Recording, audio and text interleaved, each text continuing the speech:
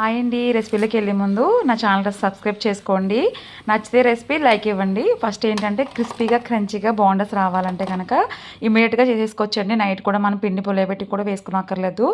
నేను కప్పు మైదా పిండి, కొంచెం సాల్టు, దోసల పిండి ఒక కప్పు తీసుకున్నాను. ఒకవేళ మీ ఇంట్లో దోసల పిండి లేకపోతే కనుక అదే ప్లేస్లో పెరుగు తీసుకోవచ్చు. ఈ రెండింటిలో ఏది వేసుకున్నా కూడా బాగానే ఉంటుంది. నెక్స్ట్ ఏంటంటే కొంచెం సోడా వేసుకొని బాగా కలిపేసుకోవాలి పిండి.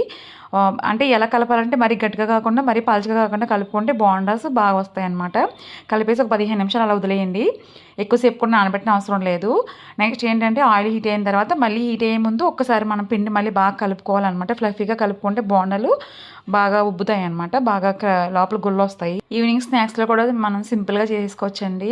బయట పునుగులు వేస్తారు కదా, అలా చిన్న సైజులో కూడా మనం చల్ల పునుగుల్లా కూడా వేసుకోవచ్చు ఇది పిండితోటి. దీని కాంబినేషన్ పల్లి చట్నీ, అల్లం పచ్చడి కూడా చాలా బాగుంటుంది.